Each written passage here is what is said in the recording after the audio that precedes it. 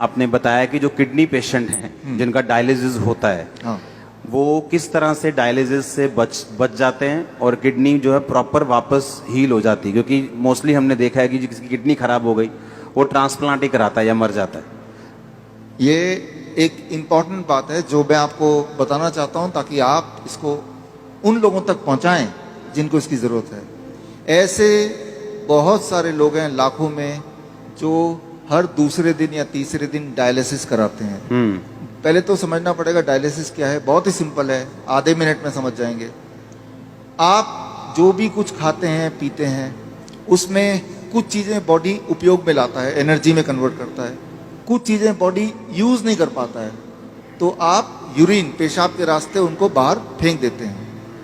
तो वो पेशाब कैसे बनता है, वो किडनी का काम होता है। उसके अंदर वो सारी चीज़ें हैं पेशाब में जो बॉडी को नहीं चाहिए, तो बॉडी ने उसको बाहर भेज दिया। क्रेटनाइन है, यूरिया है, यूरिक एसिड है, ऐसे बहुत सारी चीज़ें हैं, छोटे मोटे प्रोटीन हैं अलग अलग तरह के जो बॉडी को नहीं चाहिए। तो बॉडी ने पेशाब किया, आप बोलेंगे अरे मुझे पेशाब आ रहा है, तो वो किडनी ने बाहर भेजने का तैयारी कर ली है और आप गए और आपने अपने आप को हल्का किया, ठीक हो गया। ये तो हुआ नॉर्मल। आपका बॉडी खुद ही आपका डायलिसिस कर रहा है। डायलिसिस ये है, हमारा बॉडी हमारे अंदर की जो चीज़ जो हमें नहीं चाहिए वो बाहर फेंकने का रास्ता बनाया, इसे कहते हैं डायलिसिस। यानी कि हमारे सबकी बॉडी करती है इसको।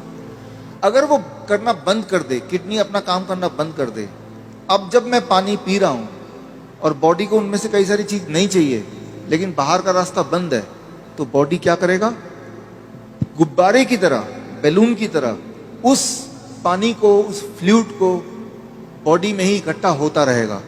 ऐसे लोगों के पैर आप देखेंगे हाथी की तरह हो जाते हैं, सूज जाते पैर, हाथ सूज हाँ, जाते हैं, पैर हाथ सूज जाते हैं, गले मुंह सूज जाता है। तो क्या है, उनका जो यूरिन आउटपुट है, पेशाब या तो कम हो गया है या खत्म हो गया है। अगर आपसे बोलें कि एक दिन बिना पेशाब किए रहना है, इम्पॉसिबल, कितना दर्दनाक हो सकता है। और ऐसे लोग फिर मशीन की मदद लेते हैं। वो मशीन वो खींचता है खून में से वो ऐसे पानी जो खराब है और निकाल के बाहर करता है। इसका मतलब हर दूसरे दिन उसको ऐसा करना पड़ता है और दूसरे दिन तक बॉडी में पानी जमा रहता है। और जबकि बॉडी में पानी जमा रहेगा तो उसका हार्ट के ऊपर भी बोझ है, लंग्स के ऊपर भी बोझ है। हर दिन वो कमजोर होता जा रहा है, हर दिन वो मरता जा रहा है, डायलिसिस कराने के बावजूद भी या डायलिसिस कराने की वजह से भी, क्योंकि डायलिसिस भी किडनी को और फर्दर खराब करती है। तो अब आपको समझ आ गया कि प्रॉब्लम क्या है, डायलिसिस किसे कहते हैं, किडनी खराब होना किसे कहते हैं। ऐसे लोगों को पहचानेंगे कैसे, आप जब देखेंगे, हम कैसे पहचानते हैं ऐसा पेशेंट को। कोई रिपोर्ट की ज़रूरत नहीं है, मुझे, आपको भी ज़रूरत नहीं है। आप सिर्फ ऊपर से नीचे देखेंगे, अगर पैर हाथ में सूजन है थोड़ा बहुत भी, तो समझ लीजिए कि किडनी फेलियर की तरफ आप बढ़ चुके हैं। लेकिन घबराने की बात नहीं है। पहली बात, जब सूजन होती है, बॉडी में पानी जम जाता है तो सांसें भी नहीं ले पाता है, मुश्किल से लेता है, तो ये भी गड़बड़ है। वो चलता है, थक जाता है, ये भी गड़बड़ है। तो ये तो हो गया। अब करना क्या है, सोल्यूशन क्या है, आपके बॉडी के अंदर से पानी को निकालना है। उसके लिए बड़ा आसान गॉड का दिया हुआ सोल्यूशन आपके पास ही है इसी वक्त। तीसरा kidney, third kidney. Third kidney किसे कहते हैं, आपका स्किन, सबसे बड़ा बॉडी का ऑर्गन। आपके स्किन में देखेंगे छोटे छोटे छेद हैं, है ना। तो ये जो छेद हैं, ये छेद से पसीना निकलता है। आप पसीने का एक बूंद लीजिए, पेशाब का एक बूंद लीजिए, दोनों को लैब में ले जाइए। अब पूछिए कि इसमें क्या है।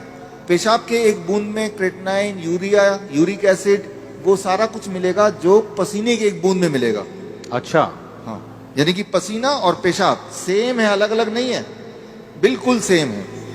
केमिकल कॉम्पोजिशन दोनों का सेम है। उसमें भी सोडियम है, उसमें भी सोडियम है, उसमें भी पोटेशियम, उसमें भी पोटेशियम है। आपका पसीना एक तरह से बॉडी का पेशाब का ही एक और फॉर्म है। आपका जो स्किन है, ये भी भगवान का बनाया हुआ इमरजेंसी किडनी है, इमरजेंसी किडनी।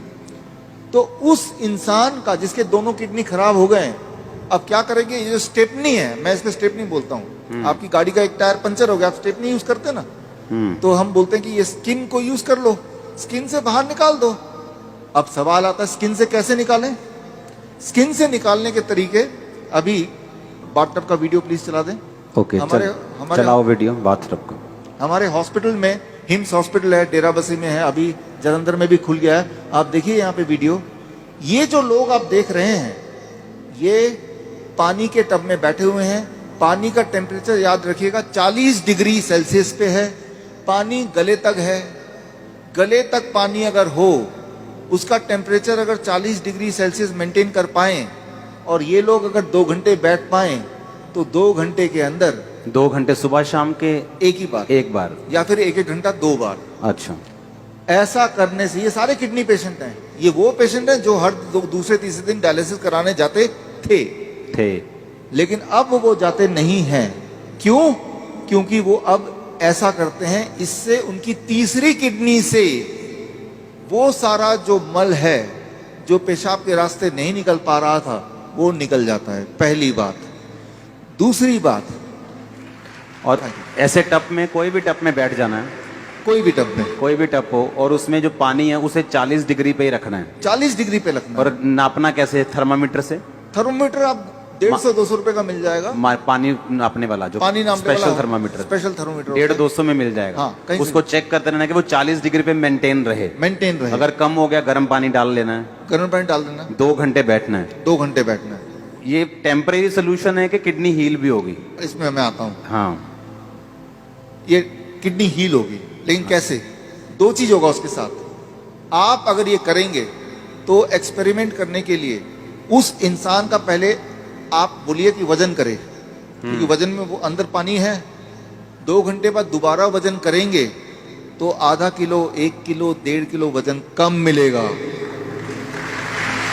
मतलब बाहर आ गया, वो बाहर आ गया। पहली बात। आप एक और काम करें, उनके पैरों के सूजन के फोटो खींच लें।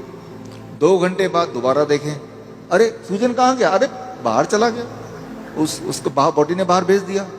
एक और काम करें, किडनी पेशेंट की एक दिक्कत होती है, उनका बीपी बहुत हाई रहता है। क्यों? गुब्बारे को जैसे फुलाएंगे तो प्रेशर बढ़ गया ना, तो बॉडी भी तो गुब्बारे की तरह फूल रही है, पानी अंदर डल डल के, तो प्रेशर बढ़ता जा रहा है। तो चाहे कितनी भी दवा खा लें किडनी का पेशेंट, प्रेशर उनका बहुत ज्यादा होता है, ब्लड प्रेशर।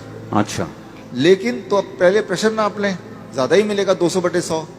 अब पानी में बिठाएं, और अब पानी में बिठाने के बाद 2 घंटे बाद दोबारा प्रेशर नापें, तो प्रेशर कम हो जाएगा। कम से कम 40 यूनिट कम हो जाता है, किसी का 20 यूनिट कम हो जाता है, लेकिन कम जरूर होता है, हर एक का कम होता है। तो जो मेन सिम्टम होते हैं किडनी पेशेंट के, वो सारे सिम्टम एक क्लासिक सिम्टम होता है। मोस्टली बोलते हैं कि किडनी आपकी श्रिंक हो गई है जी, किडनी सुंगड़ गई है, सिकुड़ गई है, वो काम नहीं कर रही। हाँ, वो फिर से बढ़ेगी कि नहीं बढ़ेगी, ऐसे ही रखना पड़ेगा पेशेंट को? ये बड़ा इंटरेस्टिंग है। ये सवाल बहुत सारे पेशेंट ठीक होने के बाद भी पूछते हैं। ठीक होना कैसे पता चल गया? कि अब उनको ये करने की जरूरत नहीं है। 3 महीना लगातार करने के बाद अब करने की जरूरत ही नहीं है। अब पेशाब भी नॉर्मल हो रहा है, सूजन भी नहीं आ रही है, ब्लड प्रेशर भी नॉर्मल है, यानी ठीक हो गया। लेकिन वो क्रिएटिनाइन और यूरिया, क्रिएटिनाइन भी नॉर्मल आ गया, यूरिया भी नॉर्मल आ गया, यूरिक एसिड भी नॉर्मल है, सारा कुछ नॉर्मल हो गया। हाँ, ब्रीदिंग भी नॉर्मल है। साइज किडनी का। अब आता है साइज।